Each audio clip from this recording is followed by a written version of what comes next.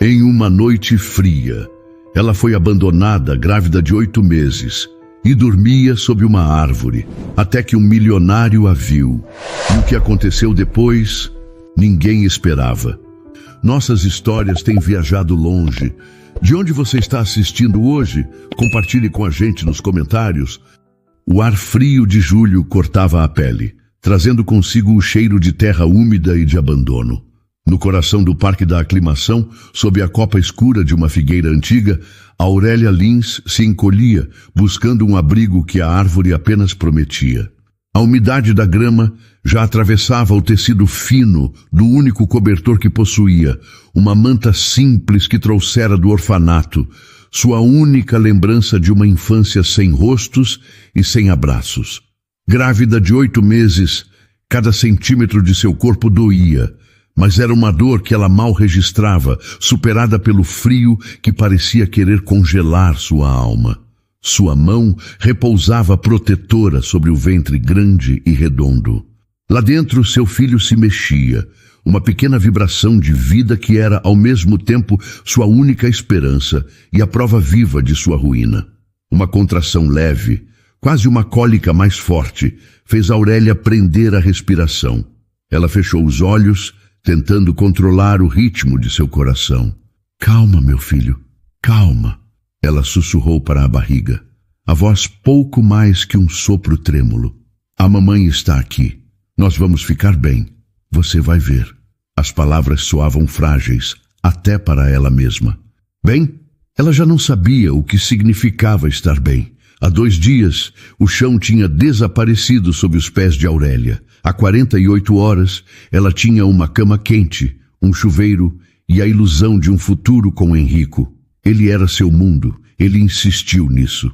Você não precisa trabalhar, meu amor. Eu cuido de tudo, ele dizia, e ela, uma órfã que nunca teve nada, acreditou que aquilo era amor.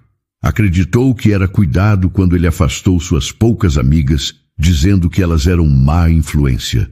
Acreditou que era proteção quando ele a convenceu a abandonar os estudos. Para quê? Você me tem. Demorou muito para ela perceber que o amor dele era controle e o cuidado, uma jaula. Ele era o ar que ela respirava e agora ele tinha cortado seu oxigênio.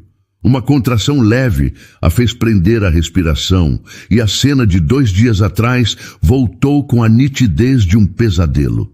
Ele estava parado na porta do apartamento que chamava de Nosso Ninho. O sorriso que ela tanto amava tinha desaparecido, substituído por uma frieza que ela nunca tinha visto. A brincadeira acabou, Aurélia. Ele disse, a voz calma. Ela não entendeu. Eu tenho uma esposa, uma família. Você achou mesmo que eu largaria tudo por isso? A palavra esposa a atingiu. Ele nunca tinha usado uma aliança. Dizia que odiava joias. Ele nunca a levava para conhecer seus amigos ou seu trabalho. Dizia que queria protegê-la do mundo. Agora ela entendia. Ele não a estava protegendo do mundo, estava escondendo-a dele. Ela era o segredo, a amante que nem sabia que era. Você mentiu. Foi tudo o que ela conseguiu dizer. Eu te dei tudo, ele respondeu sem um pingo de remorso. Agora acabou. Pegue suas coisas, as importantes. Você tem 5 minutos. E foi o que ela fez. Em estado de choque, pegou a mochila, enfiou dentro seu caderno de poesias, a foto de seus pais que mal conhecera e a manta do orfanato. Quando voltou à porta, ele a barrou. O apartamento e tudo o que está nele fica. Ele fechou a porta em seu rosto e o som da fechadura girando foi o som de sua vida se partindo. Outra pontada percorreu sua lombar. Calma, meu filho, calma, ela sussurrou, a voz trêmula. Ele mentiu para nós, mas você é real. Ela se lembrava de como se sentiu ao conhecê-lo.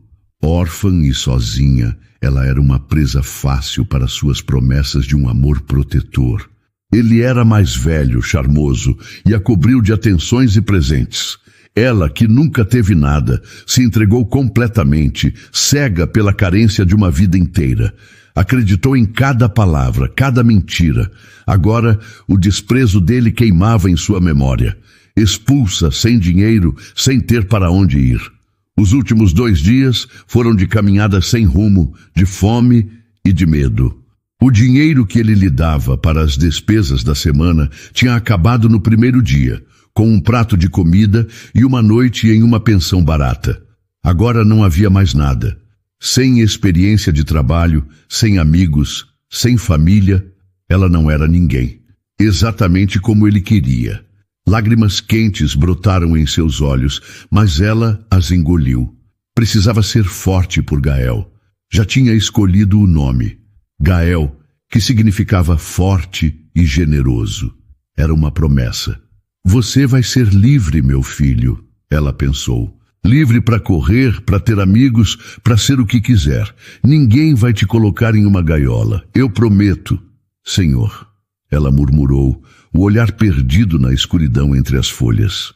A fé era outra coisa que ela guardava em segredo, um fio de luz em um lugar onde Henrico não podia alcançar. Eu nunca tive ninguém além de ti, mesmo quando me esqueci disso. Agora estou aqui, completamente sozinha. E meu filho, ele não tem culpa de nada. Por favor, Deus, sustenta-me. Guarda o meu bebê. O silêncio do parque era assustador. Ela puxou a foto amarelada dos pais de dentro da mochila. Um casal sorridente que o destino levou cedo demais. Eles eram a prova de que ela veio do amor, não de um erro ou de uma brincadeira, como Henrico disse. Se vocês estivessem aqui, começou a dizer, mas a voz falhou. Uma contração mais forte a fez se curvar, um gemido baixo escapando de seus lábios. O medo era uma presença física a seu lado. Estava começando, sozinha, na rua. As lágrimas que ela segurou por 2 dias agora corriam livres, quentes em sua pele gelada. Ela não pedia riqueza, pedia apenas misericórdia, uma chance para Gael. Com as últimas forças, ela ergueu o rosto para o céu, onde as luzes da cidade manchavam as nuvens, mas não iluminavam seu desespero. Que a tua luz, ela pediu em um fio de voz, a oração de quem não tem mais nada a perder. Me alcance neste breu. Enquanto a prece de Aurélia se perdia na escuridão do parque, a poucos quilômetros dali, nos jardins, o som que preenchia o ar era o de taças de cristal e risadas forçadas. Vicente Monteiro Prado, com 34 anos, sentia um nó na garganta. Ele segurava uma taça de champanhe que não tinha a intenção de beber. O sorriso em seu rosto era apenas um acessório, tão falso quanto as joias de muitas das pessoas ao seu redor. Herdeiro de um império empresarial construído por seu avô, ele estava acostumado com aquelas festas. Eram uma obrigação, um palco onde negócios eram fechados e alianças firmadas. Mas, ultimamente, o desgosto era quase físico. Vicente, querido, que bom ver você. Uma mulher mais velha, com o rosto esticado por incontáveis procedimentos, se aproximou. Soube do seu novo investimento em tecnologia. Brilhante. Meu filho adoraria conversar com você sobre uma ideia. Claro, Beatriz. Peça para ele me ligar na segunda-feira. Ele respondeu, a voz suave e controlada. Mas por dentro, ele se sentia um impostor. Todos ali queriam algo dele. Seu dinheiro, sua influência, seu nome. Ninguém perguntava como ele estava. Ninguém parecia enxergar o homem por trás do bilionário. Ele se afastou educadamente e caminhou até a varanda do imenso apartamento. O ar de São Paulo, mesmo ali, parecia pesado, carregado de superficialidade. Ele olhou para a cidade iluminada abaixo, um mar de luzes que escondia milhões de vidas, milhões de histórias reais, histórias diferentes da sua, que pareciam um roteiro previsível e vazio. O vazio. Era isso que ele sentia. Um buraco em seu peito que nenhuma aquisição ou festa conseguia preencher. Um buraco com um nome. Sofia. A memória veio sem ser convidada, como sempre fazia em noites como aquela. Fazia 6 anos, mas a dor ainda era recente. Sofia, com seu sorriso largo e seus sonhos de ser artista, grávida de 5 meses da filha que eles teriam. A discussão boba que tiveram antes de ela sair de casa, furiosa. Ele tinha sido teimoso, orgulhoso. Não vá dirigindo assim, nervosa, ele pediu. Mas ela foi. E em uma curva traiçoeira, em uma noite de chuva, ele a perdeu. Perdeu as duas. A culpa era sua companheira constante. Ele se culpava por não ter insistido mais, por não tê-la segurado, por não ter engolido o orgulho e pedido perdão ali mesmo. Ele, que podia comprar qualquer coisa, não pôde comprar de volta a vida dela. Com licença, Sr. Monteiro Prado? O motorista da casa se aproximou. Gostaria que eu preparasse o seu carro? Sim, por favor, João. Vicente respondeu, grato pela interrupção. Entregou a taça intacta a um garçom e se despediu dos anfitriões com um aceno de cabeça. Não aguentava mais um minuto naquele ambiente. Ao volante de seu carro, ele dirigia sem rumo, apenas se afastando da opulência dos jardins. As ruas largas e arborizadas foram dando lugar a prédios mais antigos, a um trânsito mais comum. Ele passou pela região da aclimação, as luzes do carro varrendo a calçada escura ao lado do parque. Foi quando ele viu um vulto encolhido sob uma árvore. Sua primeira reação foi de indiferença. Infelizmente, não era uma cena tão incomum na cidade. Mas algo o fez diminuir a velocidade. Havia uma vulnerabilidade naquela imagem, uma quietude que parecia um grito. Os faróis iluminaram a figura por um instante a mais, e foi o suficiente. Ele viu a barriga proeminente, o contorno inconfundível de uma gravidez avançada. Uma mulher, grávida, sozinha no escuro. A imagem de Sofia, o ventre arredondado sob o vestido que ela usava naquele último dia, surgiu em sua mente com uma força devastadora. Era como se o tempo tivesse voltado, como se o universo estivesse lhe mostrando um eco de sua maior falha. Sem pensar, ele freou bruscamente, encostando o carro no meio-fio. O que ele estava fazendo era perigoso, poderia ser uma armadilha. Sua mente irracional gritava para ele seguir em frente, ligar para algum serviço de assistência social. Mas seu coração, pesado por anos de culpa, não permitiu. Aquilo parecia um sinal, uma chance de fazer diferente, de não virar as costas. Uma segunda chance, não para ele, mas talvez para aplacar um pouco da dor que carregava. Ele desligou o motor. Com o coração batendo rápido, abriu a porta do carro e saiu, o ar frio da noite o atingindo. Ele caminhou devagar, os sapatos caros fazendo um barulho suave na calçada. Seu único pensamento era, desta vez não, desta vez eu não vou falhar. Aurélia encolheu-se instintivamente quando a figura alta do homem bloqueou a pouca luz que vinha da rua. O medo, frio e imediato, tomou conta dela. Ela apertou a manta contra o corpo, o coração batendo descontrolado. Sua mente gritava para que corresse, mas seu corpo pesado e dolorido não obedeceria. Senhora, com licença. A voz dele era baixa e calma, sem nenhum sinal de ameaça, mas depois de Henrico, ela não confiava em mais ninguém. Você está bem? Por favor, me deixe em paz. Ela conseguiu dizer, a voz saindo fraca, trêmula. Ela não ergueu o rosto, com medo do que poderia ver.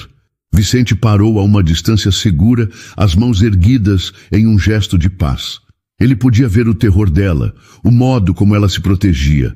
Eu não vou te machucar, ele disse, a voz ainda mais suave. Eu juro, eu só vi você aqui, sozinha, no frio, e você está grávida. Você não pode ficar aqui. A menção ao bebê a fez erguer o rosto. Ela viu um homem de terno caro, o rosto sério, os olhos transmitindo uma preocupação que ela não entendia. Era uma preocupação que a assustava.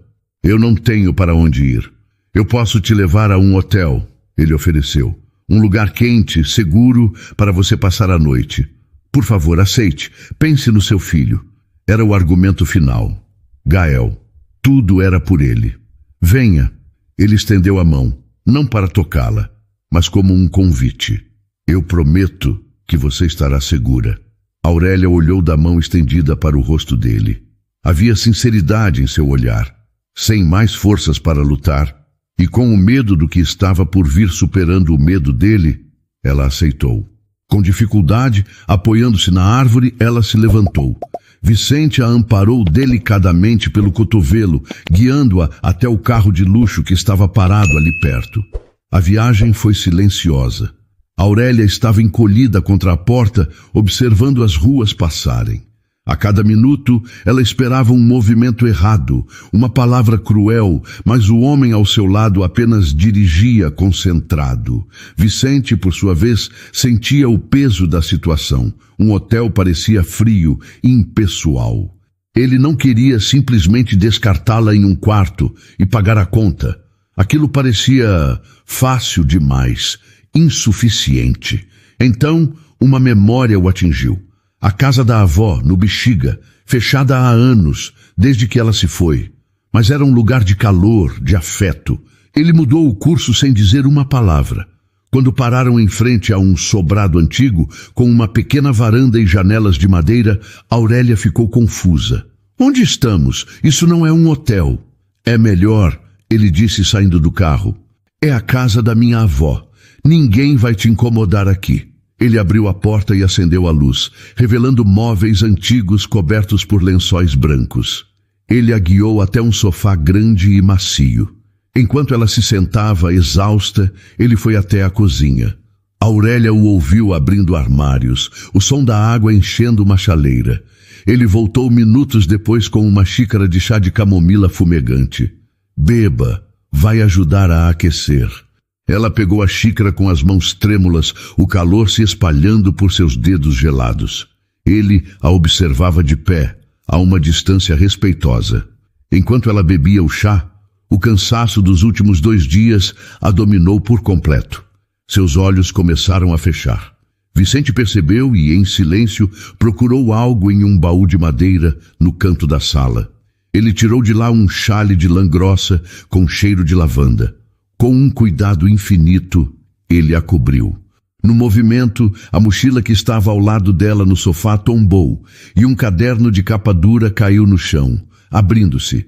Vicente o pegou, viu a caligrafia delicada, os versos que preenchiam a página. Sentiu que estava invadindo a privacidade dela, mas não resistiu. Ele precisava entender quem era aquela mulher. Ele leu um trecho. Fui lançada ao vento sem raízes, sem chão, mas o sol me chama, implora meu perdão. Aquelas palavras o atingiram. Havia tanta dor ali, mas também uma força, uma esperança teimosa que o deixou comovido. Ele folheou mais algumas páginas, vendo a alma dela derramada em forma de poesia. Aquela mulher, jogada na rua, tinha mais dignidade e força do que todas as pessoas na festa que ele havia deixado para trás. Ele fechou o caderno gentilmente e o colocou sobre uma mesinha. Aurélia já estava quase adormecida, entregue ao cansaço e ao calor do chale. Em um sussurro, quase um sonho, ela murmurou as palavras que vinham de seu coração. Deus, não me desampare. Vicente ouviu, e naquele momento, olhando para a mulher adormecida no sofá de sua avó, ele sentiu que a vida lhe dava uma segunda chance. Vicente não dormiu. Passou a noite em uma poltrona antiga, observando a respiração suave de Aurélia, o xale de sua avó subindo e descendo. Ele se sentia um guardião, um vigia. A poesia dela estava em sua mente, os versos sobre dor e esperança. A madrugada deu lugar a uma luz pálida que se infiltrava pelas frestas da janela. E foi essa luz que viu Aurélia acordar, não de forma suave, mas com um grito contido. Ela se sentou no sofá, o rosto pálido, os olhos arregalados de dor e pânico. Vicente! Ela chamou a voz tensa. Ele estava ao seu lado em um segundo. O que foi? É o bebê? As dores estão muito fortes agora. Estão vindo, uma atrás da outra, ela disse ofegante, enquanto outra onda de dor a atingia, fazendo-a curvar-se e agarrar a barriga. Acho que está na hora, de verdade. O pânico que ele tentava controlar começou a surgir. Certo, calma, respire. Eu vou te levar para o hospital agora mesmo. Fique aqui. Ele pegou o celular, o plano claro em sua mente.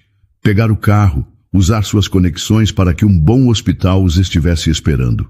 Mas quando abriu o aplicativo de notícias, seu sangue gelou. A manchete principal era sobre um protesto massivo que havia começado de madrugada. As principais avenidas da cidade, incluindo as que davam acesso aos hospitais mais próximos, estavam completamente bloqueadas. Não havia como passar. Ele, Vicente Monteiro Prado, que podia mover o mundo com um telefonema, estava preso. Voltou para a sala, tentando não demonstrar seu desespero. Aurélia o olhou, já sabendo a resposta pela sua expressão. Não tem como sair daqui, não é? O trânsito está parado, ele admitiu, a voz grave. Mas vamos encontrar um jeito, uma ambulância. Foi então que uma lembrança de sua avó surgiu. Quando precisar de ajuda de verdade, Vicente, bata na porta da Elvira, enfermeira de mão cheia, coração de ouro. Dona Elvira, a vizinha. Uma senhora que morava ali há mais de 50 anos. Era uma chance, a única. Espere aqui, ele disse, e correu para fora, batendo na porta da casa ao lado com urgência. Uma senhora de cabelos brancos e olhos vivos atendeu. Era ela. Menino Vicente, o que aconteceu, meu filho? Dona Elvira, preciso da sua ajuda. É uma emergência. Uma moça, ela está grávida e o bebê vai nascer. Não consigo chegar a um hospital. Sem mais perguntas, Dona Elvira pegou uma pequena maleta e o seguiu. Ao entrar e ver a Aurélia no sofá, gemendo de dor, ela assumiu o controle. Não temos tempo, meu filho. O bebê vai nascer aqui, disse ela, com uma calma impressionante. Ferva a água e me traga todas as toalhas limpas que encontrar. Vicente, seguindo as ordens de Dona Elvira, preparou o chão da sala com lençóis e toalhas. Aurélia, com uma força que parecia vir de outro lugar, enfrentava cada contração. Vicente se ajoelhou ao seu lado, segurando sua mão. Você consegue, Aurélia, ele dizia, a voz firme, embora por dentro estivesse apavorado. Eu estou aqui, você não está sozinha. Ela apertava a mão dele com força, os olhos fechados, o suor em sua testa. Em seus momentos de dor mais intensa, ela olhava para ele, e nesse olhar havia medo, mas também uma confiança que o abalava profundamente. Dona Elvira guiava tudo com maestria, com palavras de incentivo e instruções precisas. E então, em meio ao caos, na sala de estar daquela casa antiga, um choro forte e saudável preencheu o ambiente. Gael havia nascido. Dona Elvira, com um sorriso, limpou o bebê e o enrolou em uma toalha. A exaustão no rosto de Aurélia deu lugar a lágrimas de alívio e amor. Meu filho, ela sussurrou. Deixe a mãe descansar um pouco, disse Elvira, e para a surpresa de Vicente, colocou o pequeno pacote em seus braços. Segure ele, rapaz. Vicente segurou aquele ser minúsculo e perfeito. Olhou para o rostinho enrugado, para as mãos pequenas. E ali, segurando o filho de uma mulher que conhecia há menos de 24 horas, o muro de gelo que ele construiu ao redor de seu coração por 6 anos se desfez. Lágrimas silenciosas rolaram por seu rosto. Era a vida em sua forma mais pura. Ele compreendeu que aquela mulher e aquele bebê tinham acabado de dar um novo sentido à sua existência vazia. Mas a paz durou pouco. Dona Elvira, ao examinar Gael mais de perto, mudou de expressão. Vicente, ela começou, a voz séria. A respiração dele não está boa. Ele está ficando um pouco azulado. Ele precisa de oxigênio, precisa de uma UTI. O medo voltou, 1000 vezes pior. Aurélia, do sofá, viu a cena, e o pânico retornou aos seus olhos. Chame uma ambulância, agora! Disse Elvira. Diga que é um recém-nascido com dificuldade respiratória. Eles têm que passar. Vicente pegou o telefone, o amor e o terror lutando dentro de si, enquanto o choro frágil de Gael parecia o som mais assustador do mundo. Os 2 dias seguintes foram preenchidos pelo som constante e baixo dos monitores da UTI neonatal. A ambulância conseguiu atravessar a cidade e a influência de Vicente garantiu que Gael recebesse o melhor atendimento assim que chegaram. O bebê lutava pela vida em uma incubadora, um pequeno guerreiro cercado por tubos e fios. Para Aurélia, aquele cubículo de vidro era o centro do universo. Ela passava horas ali, em pé, a mão espalmada no acrílico, como se pudesse transmitir sua força para o filho. Fisicamente, ela se recuperava em um quarto particular que Vicente havia providenciado, mas sua alma estava lá, ao lado de Gael. Vicente era uma presença constante e silenciosa.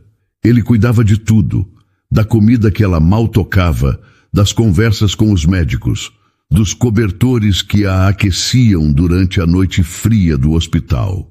Ele não a sufocava com perguntas, apenas estava lá.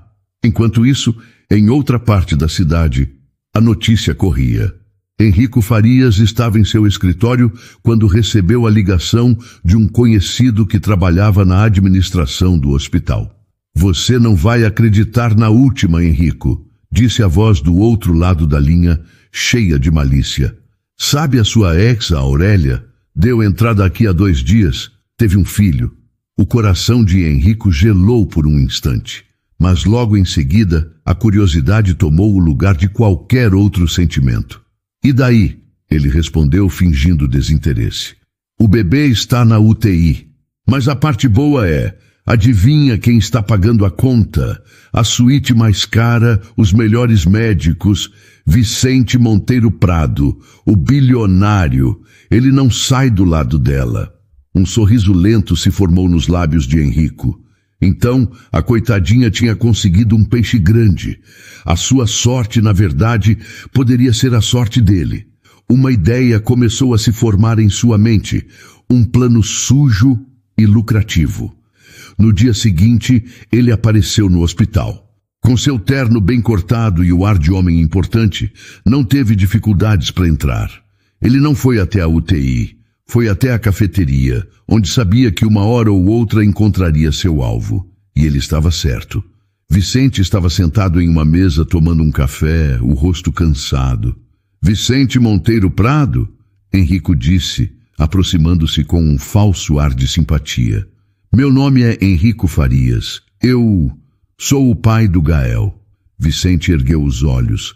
Eram frios como gelo. Ele já sabia quem era aquele homem. Aurélia, em um momento de desabafo, tinha lhe contado tudo. "O que você quer?", Vicente perguntou, a voz baixa. Henrico sentou-se sem ser convidado. "Eu soube o que aconteceu. Fiquei muito preocupado. Com ela, com o meu filho. Vim oferecer minha ajuda." "Você não é bem-vindo aqui", disse Vicente, o desprezo evidente. A máscara de Henrico caiu. "Olha, vamos direto ao ponto. A história é boa, não é? Um bilionário salva uma grávida da rua. Lindo, mas a imprensa pode ver de outro jeito. Um homem rico e poderoso que se aproveita de uma garota desesperada. Ou melhor, você comprou uma grávida para ter um herdeiro?" Vicente sentiu uma raiva profunda subir, mas manteve a calma. "Saia daqui. Agora." "Eu acho que não", Henrico continuou, o tom agora abertamente ameaçador. "Uma pequena ajuda de custo seria o ideal, para o meu silêncio, pelo bem-estar de todos. Ou você me paga, ou eu conto tudo ao mundo, e eu sei ser bem convincente." Vicente se levantou. Ele olhou para Henrico com tanto nojo que o outro homem recuou um pouco na cadeira. "Você não vai conseguir 1 centavo." Com o celular na mão, Vicente fez uma chamada rápida para a segurança do hospital. Depois, para seu advogado. "Acione a equipe. Quero uma ordem de restrição e um processo por tentativa de extorsão contra Henrico Farias. Para ontem." Ele desligou e subiu para a UTI, o coração pesado. Precisava contar a ela. Encontrou Aurélia no mesmo lugar, ao lado da incubadora. Ela se virou ao senti-lo se aproximar, e a angústia no rosto dele a alarmou. "O que aconteceu?" Vicente respirou fundo. "Aurélia, o Henrico esteve aqui." O nome dele foi o suficiente. A cor sumiu do rosto dela. "O quê? O que ele queria?" "Dinheiro. Ele tentou me chantagear." As lágrimas brotaram nos olhos de Aurélia. Era um pesadelo que não tinha fim. "Então é isso", ela sussurrou, a voz quebrada. Eu sou isso, uma moeda de troca, um problema que se resolve com dinheiro. Ele me usou de novo. Ela se encolheu, a dor do abandono e da humilhação voltando com toda a força. Mas então, Vicente se aproximou, sua mão tocando o ombro dela com firmeza e delicadeza. Aurélia, olhe para mim. Ela ergueu os olhos marejados para ele. Isso acaba aqui, ele disse, a voz cheia de uma convicção inabalável. Você nunca mais vai ser usada por ninguém. Eu não vou permitir. Ele não vai mais chegar perto de você ou do Gael. Nunca mais. Eu te dou a minha palavra. A promessa de Vicente foi um bálsamo para a alma ferida de Aurélia. Nos dias que se seguiram, ele cumpriu sua palavra. Uma ordem de restrição foi emitida e Henrico desapareceu como se nunca tivesse existido. Aos poucos, com o cuidado incansável da equipe médica e a energia de um pequeno lutador, Gael começou a melhorar. Ele ainda precisava de observação, mas já respirava com mais força. Sua cor era saudável e os médicos estavam otimistas. Depois de quase uma semana vivendo no hospital, Vicente finalmente convenceu Aurélia a ir para a casa do Bexiga descansar de verdade. Eu não quero deixá-lo, ela disse, os olhos fixos na incubadora onde Gael dormia pacificamente. Serão apenas algumas horas, Vicente insistiu, a voz gentil. Você precisa recuperar suas forças, por ele. Eu ficarei aqui e te ligo a cada 30 minutos, se for preciso. Eu prometo. Dona Elvira está na casa, ela vai te ajudar com o que precisar. Relutante, ela concordou. Na casa antiga, o silêncio era um alívio depois do ambiente agitado do hospital. Dona Elvira a recebeu com um abraço de avó e preparou um banho quente e um prato de canja. Pela primeira vez em muito tempo, vestindo roupas limpas que Vicente tinha comprado para ela e sentindo o corpo relaxar, Aurélia sentiu uma fagulha de normalidade. Sentada no sofá, com uma xícara de chá nas mãos, ela olhou para seu caderno de poesia sobre a mesinha. Talvez, só talvez, ela pudesse voltar a escrever. A campainha tocou quebrando o feitiço. Dona Elvira tinha ido ao mercado. Vicente disse que viria mais tarde. Com o coração um pouco apertado, Aurélia caminhou até a porta. Ao abri-la, deparou-se com uma mulher que parecia ter saído da capa de uma revista de moda. Alta, loira, vestida com uma elegância cara e fria. Seus olhos azuis a analisaram de cima a baixo com um desprezo sutil. Pois não? Aurélia perguntou, a voz tímida. Eu procuro Vicente Monteiro Prado, a mulher disse. O tom de voz era polido, mas carregado de autoridade. Ele está? Não, ele não está aqui no momento. A mulher, Lorena, sorriu, um sorriso falso. Entendo. E você é... Ela não esperou resposta. Simplesmente passou por Aurélia e entrou na casa, o olhar percorrendo o ambiente com curiosidade e desdém. Meu nome é Lorena Duarte Pacheco. Fui noiva do Vicente.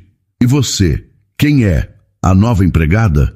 Aurélia sentiu o sangue fugir de seu rosto. Eu sou Aurélia.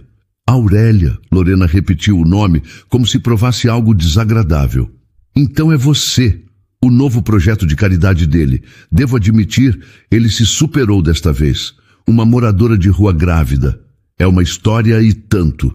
As palavras eram como pedras, atiradas com precisão para machucar. Aurélia ficou paralisada, sem saber o que dizer, sentindo-se pequena e suja sob o olhar julgador daquela mulher. Ela apenas abraçou o próprio corpo, um gesto instintivo de proteção. Nesse exato momento, a porta se abriu novamente. Era Vicente. Ele parou na entrada e sua expressão mudou de surpresa para uma fúria fria ao ver Lorena ali. Lorena, o que você está fazendo aqui? Ela se virou para ele, o sorriso venenoso se alargando. Vim conhecer a atração, meu caro. A cidade toda está comentando. Então me diga, ela continuou, seu olhar alternando entre ele e Aurélia. O que um bilionário como você vê numa moça sem nada? É uma boa ação passageira para limpar a consciência? Aurélia sentiu como se o ar lhe faltasse. Cada palavra de Lorena confirmava seus piores medos, que ela era um fardo, um objeto de pena, um problema que Vicente estava resolvendo por caridade. Você sempre teve esse fraco por causas sociais, Vicente. Lorena prosseguiu, ignorando o aviso no olhar dele. Sempre gostou de bancar o Salvador. Mas isso, ela fez um gesto na direção de Aurélia. Isso é demais até para você. Chega, disse Vicente, a voz baixa, mas carregada de uma autoridade que não admitia discussão. Ele caminhou até ficar entre as duas mulheres, protegendo Aurélia com seu corpo. Sua visita acabou. Vá embora. Não se preocupe. Já vi o suficiente, Lorena disse, ajeitando a bolsa de grife no ombro. Só um conselho, Vicente. Cuidado. Pessoas como ela se apegam. E quando você se cansar do seu novo brinquedo, o estrago já estará feito. Ela se virou e saiu com a mesma arrogância com que entrou, deixando um silêncio pesado para trás. Vicente se virou para Aurélia. Você está bem? Não ligue para o que ela disse. Mas Aurélia não o ouvia. Ela estava trancada dentro de si mesma. As palavras de Lorena, projeto de caridade, brinquedo, tinham encontrado todas as suas inseguranças e as feito sangrar. Ela se sentou no sofá, os olhos fixos em um ponto qualquer da parede, o rosto sem expressão. A pequena chama de esperança que começara a sentir havia se apagado completamente. Gael recebeu alta do hospital 2 dias depois da visita de Lorena. O retorno para a casa do Bexiga deveria ter sido um momento de alegria pura, mas a alegria de Aurélia estava coberta por um véu de incerteza. Vicente havia preparado tudo com um carinho que a emocionava e assustava na mesma medida. Um pequeno quarto tinha sido transformado em um quarto de bebê, com um berço de madeira simples, paredes pintadas de um amarelo suave e uma pequena cômoda com todas as roupinhas e fraldas que um recém-nascido poderia precisar. Era perfeito, e isso só piorava as coisas. Nos dias que se seguiram, um silêncio estranho se instalou entre eles. Aurélia cuidava de Gael com uma dedicação impecável. Amamentava, trocava, cantava canções de ninar em voz baixa, mas era um cuidado mecânico. A luz em seus olhos tinha se apagado. Ela se movia pela casa como uma sombra, evitando o olhar de Vicente, respondendo às suas perguntas com monossílabos. O caderno de poesias que ele colocara na mesinha de cabeceira dela continuava fechado, acumulando poeira. Vicente sentia a distância dela como uma parede de vidro, fria e intransponível. Ele não entendia. Tinha enfrentado Henrico, expulsado Lorena, dado a ela e a Gael um lar seguro. Por que ela estava se afastando? Aurélia, você precisa de alguma coisa? Ele perguntava, tentando quebrar o gelo. Não, obrigada, Vicente, ela respondia sem olhá-lo. Você já faz demais. Essa frase o atingia todas as vezes. Você já faz demais. Era como se ela estivesse confirmando as palavras venenosas de Lorena, que tudo aquilo não passava de um grande ato de caridade. Ele tentava se aproximar, brincava com Gael, elogiava o cuidado dela com o bebê, mas nada parecia funcionar. Ela estava presente em corpo, mas sua alma parecia ter se retirado para um lugar que ele não conseguia alcançar. Uma noite, a angústia se tornou insuportável. Vicente acordou de madrugada com um aperto no peito. O silêncio da casa era pesado. Ele se levantou e foi até o quarto de Gael. O bebê dormia tranquilamente no berço, um anjinho sereno. Mas quando olhou para o quarto de Aurélia, a cama estava vazia. Um medo irracional o tomou. Será que ela tinha ido embora? Ele procurou na sala, na cozinha. Nada. Seu coração começou a acelerar. Foi então que ouviu um som quase imperceptível vindo da pequena lavanderia nos fundos da casa. Ele caminhou até lá e a encontrou. A cena partiu seu coração. Aurélia estava sentada no chão de ladrilhos frios, abraçada aos próprios joelhos. Em seu colo repousava o caderno de poesias fechado. Lágrimas silenciosas escorriam por seu rosto, mas ela não emitia nenhum som, como se sua dor fosse tão profunda que não pudesse ser expressa. Ele se aproximou devagar para não assustá-la. Aurélia!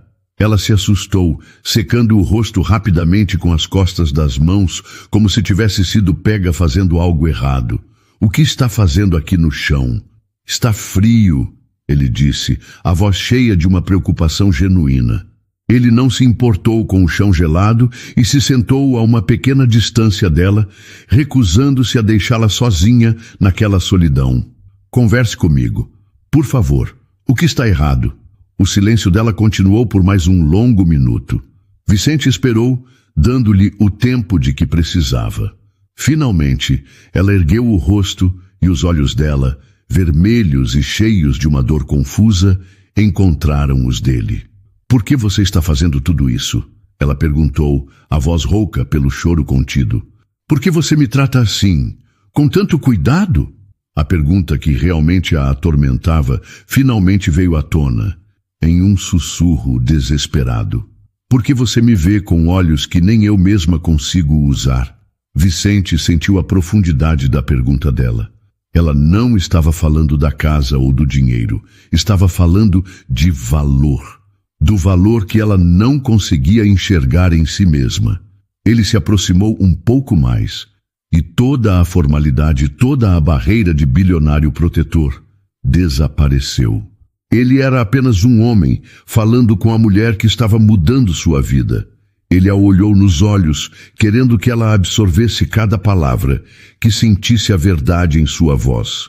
Porque você é feita de verdade, Aurélia, ele disse, a voz embargada pela emoção. Henrico era uma mentira. Lorena vive em um mundo de aparências. Tudo ao meu redor parece falso, mas você é a pessoa mais real que eu já conheci. Em um mundo de mentiras, você é a minha única verdade. E eu nunca amei nada que fosse tão real. Aurélia olhou para ele surpresa, as lágrimas parando de cair como se tivessem congelado. Amor? A palavra parecia estranha, vinda de outro mundo. O único amor que ela conheceu foi a mentira de Henrico, uma armadilha que quase a destruiu. Como este homem, este bilionário que a encontrou no chão, podia falar de amor? Você não pode estar falando sério. Ela sussurrou, a voz fraca. Você não me conhece. Eu não sou nada. Eu não tenho nada. A crença em sua própria falta de valor era uma raiz profunda e amarga. Vicente viu a dúvida e a dor nos olhos dela. Ele entendeu que suas palavras, sozinhas, não eram suficientes. Para que ela acreditasse nele, ela precisava entendê-lo. Precisava ver as cicatrizes que ele escondia sob os ternos caros. Venha, ele disse, levantando-se e estendendo a mão para ela. Vamos sair deste chão frio. Eu preciso te contar uma coisa, algo que vai te fazer entender que não estou mentindo. Ela hesitou por um instante, mas a sinceridade na voz dele a fez aceitar a mão estendida. Ele a ajudou a se levantar e a guiou de volta para a sala de estar, sentando-se ao lado dela no sofá.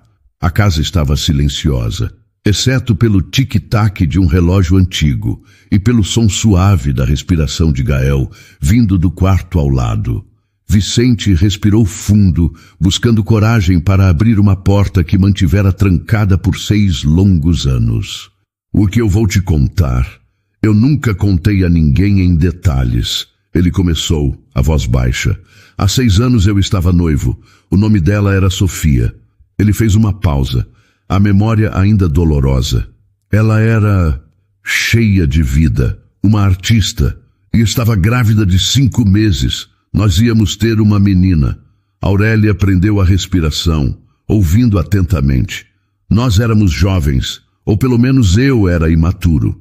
Eu era arrogante, achava que o mundo girava ao meu redor. Um dia, tivemos uma discussão boba por causa do meu ciúme, do meu orgulho. Ela ficou furiosa e disse que precisava de ar. Pegou o carro para sair, mesmo com a chuva forte que caía. Eu disse para ela não ir, mas não insisti. Eu não a impedi. Deixei meu orgulho falar mais alto. Os olhos de Vicente se perderam em um ponto distante. Ela nunca mais voltou. Sofreu um acidente naquela mesma noite. Eu a perdi. E perdi minha filha. As palavras saíram com dificuldade. Por 6 anos eu carrego essa culpa. A culpa de não tê-la protegido, de não ter sido o homem que ela e nossa filha mereciam. Ele finalmente se virou para Aurélia e em seus olhos ela não viu o bilionário poderoso, mas um homem quebrado pela dor. Quando eu te vi debaixo daquela árvore, Aurélia, naquela noite, foi como ver um fantasma, uma mulher grávida, sozinha, desamparada. E tudo o que eu pude pensar foi: desta vez eu não vou falhar. No começo, eu admito, achei que era sobre mim, sobre tentar aliviar o peso da minha consciência, uma forma de me redimir. Ele balançou a cabeça, aproximando-se um pouco mais dela. Mas não era. Conforme as horas passavam, conforme eu te via, te ouvia rezar, lia seus poemas, eu percebi que não tinha nada a ver com a Sofia ou com a minha culpa. Tinha a ver com você.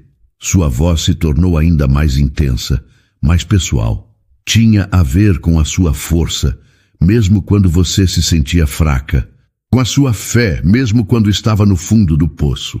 Com a verdade que você carrega em cada palavra que escreve. Ele pegou a mão dela e o toque era quente, firme. Aurélia, o que eu sinto por você não é caridade, não é pena. Ele a olhou nos olhos e ela viu sua própria alma refletida ali. É amor, o mais verdadeiro que eu já senti, por você e pelo Gael, que já é como um filho para mim. As últimas barreiras de Aurélia desmoronaram. Pela primeira vez, ela não viu pena nos olhos de um homem, mas sim um reflexo de sua própria dor, uma vulnerabilidade compartilhada. Ela apertou a mão dele, as lágrimas agora silenciosas, curativas. Ele a guiou para a pequena varanda nos fundos da casa, que dava para um jardim esquecido, mas ainda bonito sob a luz da lua. O ar da noite estava fresco. Eles ficaram ali, em silêncio por um momento. Então, Vicente ergueu a mão e tocou o rosto dela, o polegar traçando o caminho de uma lágrima seca. Ele se inclinou devagar, dando a ela todo o tempo do mundo para recuar, mas ela não recuou. Ela se inclinou na direção dele, e seus lábios se encontraram. O beijo foi suave, uma pergunta terna. Não era um beijo de paixão avassaladora, mas de algo muito mais profundo. Era um beijo de reconhecimento, de cura, de promessa. Um beijo que dizia que 2 almas quebradas poderiam, talvez, começar a se consertar juntas. As semanas que se seguiram ao beijo no jardim foram como o nascer do sol após uma longa noite. A casa do Bexiga, antes um refúgio silencioso, encheu-se de um calor novo. Havia o som constante dos resmungos de Gael, as risadas baixas de Vicente ao brincar com o bebê e, pela primeira vez, a voz mais segura de Aurélia, que já não se escondia nas sombras. Seu caderno de poesias agora ficava aberto sobre a mesa e as páginas em branco começavam a se encher com versos que não falavam mais apenas de dor, mas também de uma esperança recém-descoberta. O amor deles floresceu naquele cotidiano simples. Era construído nos cafés da manhã compartilhados, nos olhares trocados sobre o berço de Gael, nas longas conversas durante a madrugada. Vicente mostrou a ela um lado que o mundo não conhecia. O homem que se emocionava com um poema, que trocava fraldas com uma dedicação surpreendente e que a ouvia com uma atenção que a fazia se sentir a pessoa mais importante do mundo. E Aurélia, por sua vez, o ensinou a encontrar alegria nas pequenas coisas, a desacelerar e a enxergar a beleza além dos números e dos negócios. Uma tarde, Vicente chegou em casa com um brilho diferente nos olhos. Ele a encontrou na varanda, amamentando Gael. Eu estive trabalhando em uma coisa, ele começou, sentando-se em frente a ela. Algo que só vai funcionar se você aceitar fazer parte disso. Aurélia sentiu uma ponta de curiosidade. Que coisa? Eu quero transformar esta casa, ele disse, gesticulando para o espaço ao redor deles. Quero que ela seja a primeira de muitas. Um lugar seguro para mulheres que passaram pelo que você passou. Mãe solo, sem apoio, sem ter para onde ir. Um lugar que ofereça não só um teto, mas também suporte, capacitação e principalmente dignidade. Eu quero criar o Instituto Monteiro Prado. A ideia era linda, grandiosa. Aurélia sorriu. Isso é maravilhoso, Vicente. E eu quero que você seja a diretora. Ele completou. O sorriso de Aurélia desapareceu. Um frio percorreu sua espinha. Mas eu não posso. Eu não tenho estudo, não tenho experiência. Eu não sou ninguém. O que eu poderia fazer? As velhas inseguranças, que ela pensou estarem adormecidas, voltaram com força. Vicente pegou a mão livre dela. Aurélia, você é a única pessoa que pode fazer isso. Você é a inspiração para tudo. Sua força, sua história, sua alma de poeta. Você entende a dor dessas mulheres. Você pode dar a elas a voz que o mundo tentou tirar de você. E você não estará sozinha. Eu estarei ao seu lado a cada passo. A fé que ele tinha nela era tão forte, tão inabalável, que começou a apagar as dúvidas dela. Olhando para o rostinho sereno de Gael, ela entendeu. Era por ele. Era por todas as outras Aurélias que estavam lá fora, sozinhas debaixo de uma árvore. Ela concordou. 2 semanas depois, ela estava nos bastidores de um auditório lotado. A imprensa, investidores e a elite de São Paulo estavam todos ali para uma coletiva de imprensa convocada pelas empresas Monteiro Prado. Aurélia, com Gael em um canguru junto ao peito, sentia o coração bater na garganta. Estava apavorada. Vicente se aproximou, ajeitou uma mecha de cabelo dela e lhe deu um beijo na testa. Lembre-se do que você me disse, ele sussurrou, sobre semear raízes. Está na hora. Ele subiu ao palco sob uma salva de palmas. Com sua postura de líder, ele começou a falar sobre os lucros da empresa, sobre responsabilidade social, um discurso que todos esperavam. Mas hoje, ele disse, fazendo uma pausa dramática, não estou aqui para anunciar um novo produto ou uma nova aquisição. Estou aqui para anunciar um novo propósito. A plateia ficou em silêncio, curiosa. Por muito tempo, minha vida foi guiada por números. Hoje, ela é guiada por um coração. E para liderar este novo capítulo da minha vida e da minha empresa, eu gostaria de chamar ao palco a inspiração e a alma deste projeto. Ele se virou e caminhou em direção a ela. Um murmúrio percorreu o auditório quando Vicente voltou ao centro do palco de mãos dadas com Aurélia, que segurava o pequeno Gael adormecido contra o peito. Ela viu rostos chocados na plateia, incluindo o de Lorena, que parecia não acreditar no que via. Eu lhes apresento o Instituto Monteiro Prado, Vicente anunciou, a voz firme e orgulhosa. Um lar de acolhimento para mães em situação de vulnerabilidade. E tenho a honra de apresentar sua diretora, Aurélia Lins. Ele entregou o microfone para Aurélia. As mãos dela tremiam, todas aquelas pessoas a encarando. Ela respirou fundo, olhou para Vicente, que sorriu em encorajamento, e depois para seu filho. E então, em vez de um discurso, ela fez a única coisa que seu coração sabia fazer. Ela recitou um poema que havia escrito na noite anterior. Sua voz começou baixa, mas ganhou força a cada verso. Fui folha seca, jogada ao vento, sem raiz, sem chão, sem alento. Fui silêncio que ninguém ouviu, uma história que a noite encobriu. Ela ergueu o queixo, os olhos brilhando. Mas se o mundo me jogou ao chão, foi para que eu aprendesse, com a própria mão, a preparar a terra, com força e com prece, e a semear raízes para que a vida florescesse. Quando terminou, um segundo de silêncio absoluto tomou conta do lugar, e então o auditório explodiu em aplausos.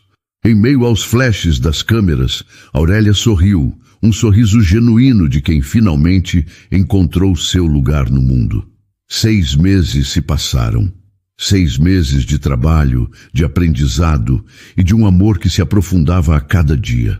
A velha casa do Bexiga, antes um santuário de memórias e poeira, havia renascido. Agora era a sede do Instituto Monteiro Prado. Onde antes havia móveis cobertos por lençóis, agora havia vida. A sala de estar foi transformada em uma recepção acolhedora, com sofás confortáveis, uma estante cheia de livros e um canto com brinquedos para as crianças. Em uma das paredes principais, um mural exibia um dos poemas de Aurélia, escrito em uma caligrafia bonita e forte, para que todas as mulheres que entrassem ali lessem e se sentissem vistas. O andar de cima era o lar de Aurélia, Vicente e Gael. Um lar de verdade, preenchido com o cheiro de comida de bebê, o som das risadas de Gael e o perfume das flores do pequeno jardim, que agora era cuidadosamente cultivado. Naquela tarde de sol, Aurélia estava sentada na varanda, observando Gael, que com seus quase 8 meses, engatinhava com uma velocidade surpreendente pela grama, explorando o mundo com uma curiosidade infinita. Ele era saudável, forte e feliz. O coração de Aurélia se enchia de uma gratidão tão imensa que às vezes parecia que ia transbordar. Em seu colo, seu caderno de poesias estava aberto. Ela não escrevia mais sobre a dor do abandono, mas sobre a beleza da reconstrução. Ela estava tão concentrada em um verso que não ouviu Vicente se aproximar por trás. Ele colocou as mãos em seus ombros, depositando um beijo suave no topo de sua cabeça. "Atrapalho a diretora em seu momento de inspiração?" Ele perguntou, a voz baixa e cheia de carinho. Aurélia sorriu e inclinou a cabeça para trás, encontrando o olhar dele. "Nunca. Eu estava apenas agradecendo."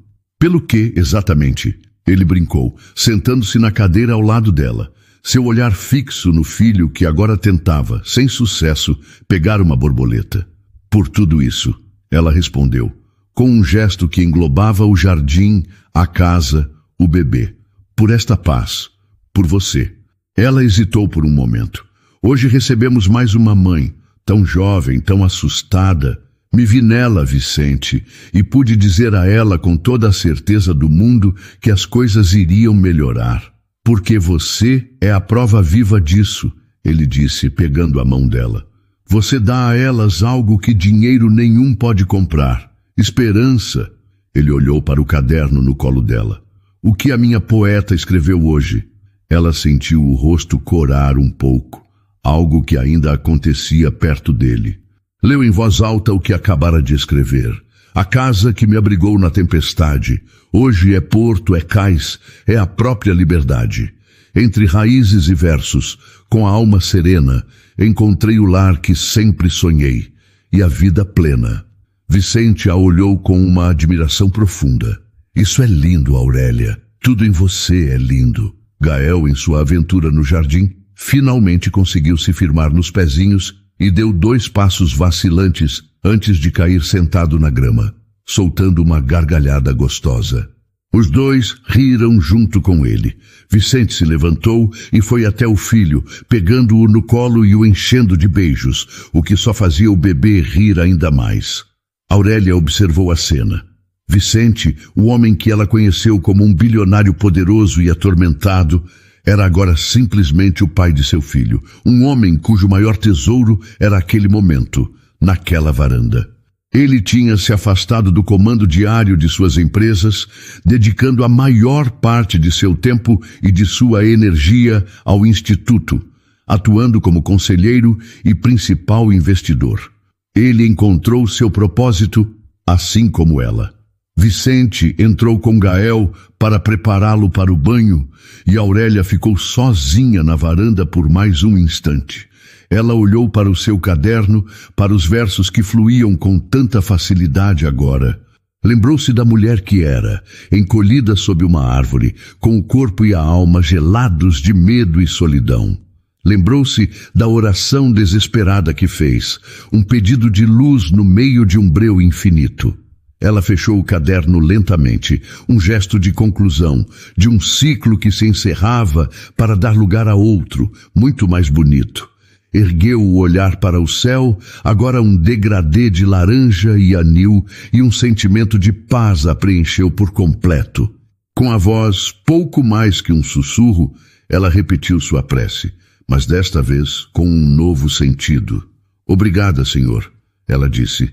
As lágrimas que brotaram em seus olhos eram de pura gratidão. Obrigada pelo teu milagre.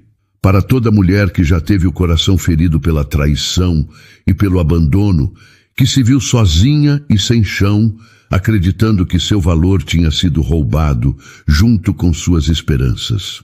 Para todo homem que, no topo do mundo, cercado por luxo e poder, sentiu um vazio profundo, uma solidão causada por uma culpa que o impedia de seguir em frente. Para você que, para se proteger, construiu muralhas ao redor de si, sejam elas feitas de silêncio e poesia secreta ou de riqueza e distância emocional. A história de Aurélia e Vicente nos mostra uma das verdades mais difíceis e, ao mesmo tempo, mais bonitas da vida. Às vezes, a cura para a nossa maior dor pode vir do lugar que menos esperamos. Pode vir de um homem atormentado pela culpa em um carro de luxo ou de uma mulher rezando por um milagre debaixo de uma árvore. Ela nos ensina que seguir em frente não é esquecer a ferida, mas sim decidir que a cicatriz não vai mais governar o nosso futuro. É ter a coragem de olhar para o passado, reconhecer a dor que ele causou, e ainda assim escolher dar um passo em direção ao desconhecido, aceitando uma xícara de chá quente oferecida com o coração.